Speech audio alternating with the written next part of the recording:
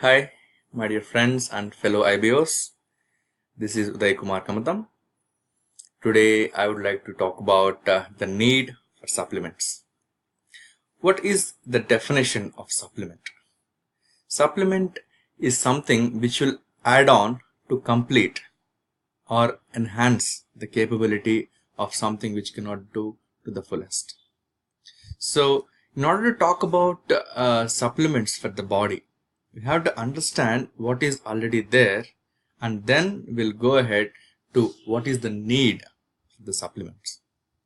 To start with, we have to understand what are nutrients first. It's a broad subject. To be precise, to make you understand easily, I'll say it is a combination of 13 vitamins and 11 minerals which are essential for human body. In order to make sure our body functions, as you want, as a healthy body, it needs the amount of 13 vitamins and 11 minerals. You can see the exhausted list here, and all these nutrients are being bifurcated into two types. Number one is macronutrients and number two is micronutrients. To start with, I'll start with macronutrients. Macronutrients are precisely proteins, carbohydrates, and fats. So these things, as you know, we are taking as a part of our meals, breakfast, snacks, etc., etc. Carbohydrates takes, it gives to body 4 calories per gram of intake, and whereas protein is also 4 calories per gram. All the days fat is being demonized because it gives 9 calories per gram. That is always people say reduce cholesterol oriented food, reduce fats, reduce oils, because it does good in a way with easily saturated and easily digestible fats, which is good for health. At the same time, we are not considerate about the kind of foods we take, when it is not easily soluble to the body. As you can see in the body, or in the food what we take for a healthy body, the combination is 10 to 25% of protein, 45 to 65% of carbohydrates, and 25 to 35% of fats is necessary, to make a healthy meal, on a daily basis. I'm not talking about, take it once in a week, or or maybe once in a day, but actually every time you eat, you have to consider this ratio is available in the plateful of food what we eat. Next comes the micronutrients. The micronutrients are essentially vitamins and minerals. As I said earlier, it's going to be a combination of 13 vitamins and 11 minerals as essentials to the body. You can see 8 types of B, 8 vitamins of B, C, D, E, K. So these are the essential vitamins that a body needed. And you can see the list of all, minerals which our body has, and at the same time, not everything is essential. Meaning even though they are present in our body as part of our equation, but the essential number of minerals which you have to intake is 11. But where is the source for all these vitamins and minerals? You can see I gave a marquee list. For example, if you want vitamin C, you should take citric, citric rich fruits and vegetables. For vitamin B, you need to take apples. For vitamin A, you have to take carrots. For eyesight, you have to take milk. You have to take pumpkins. And similarly for magnesium as a mineral, you have to eat sugar based fruits like watermelon, etc., etc. For vitamin K, you need a lot of potassium, so you need bananas to eat. So my question is, are we eating every day? Are we eating every day, every time you eat something on a daily basis, the amount which is sufficient for the body? And number two, if you consider that, whether you are a vegetarian or non-vegetarian, that is secondary. But when it comes to proteins and the fats and the carbohydrates, vitamins and minerals, all has been considered say if even if you're a non-vegetarian, are you eating sufficient protein?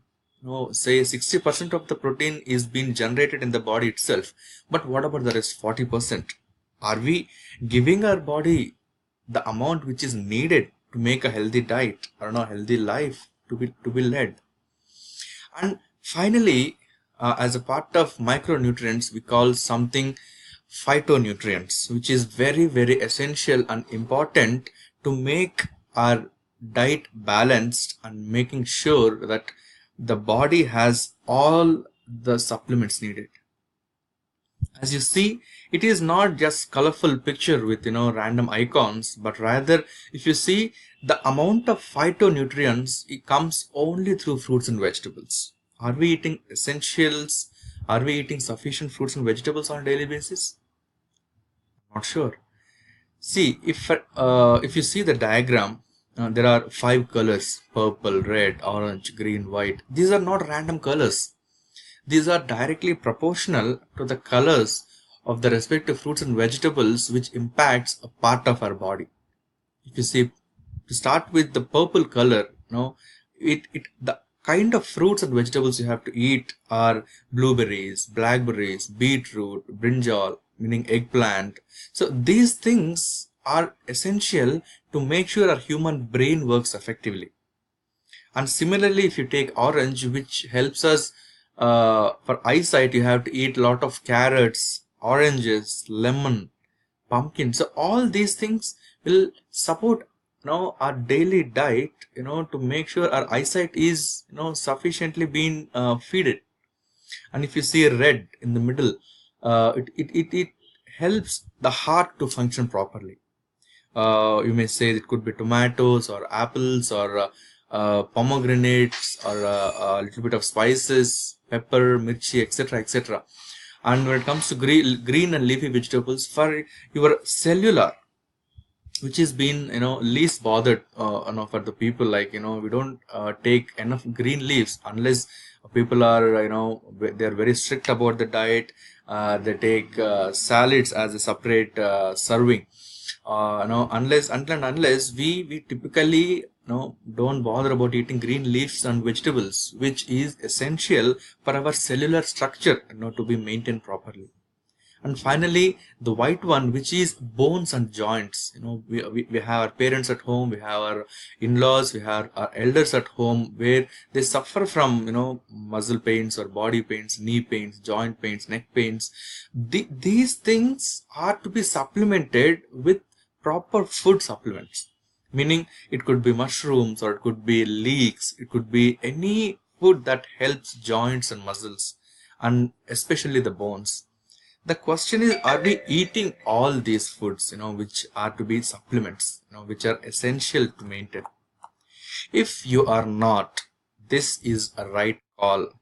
Please use supplements as a part of your daily diet. And to choose the right supplements, it is not something being manufactured from fermented meat, or not from pesticided plants, etc., etc., but choose something right, meaning which has been organically grown, irrespective of the usage of the pesticide, without using any pesticide, which is grown away, far away from the city, which is out of the pollution, etc., etc.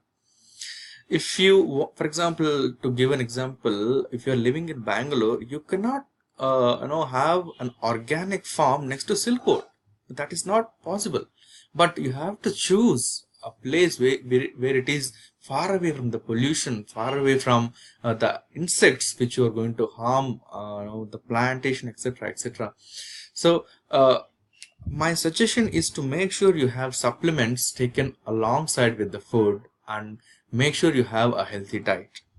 The need for supplements is not to replace the food what you eat, but to add the sufficient minerals and vitamins along with the food. I hope this video gives a good amount of information on what is the need for supplements, and I request all of you to take sufficient supplements on your daily diet. Thank you.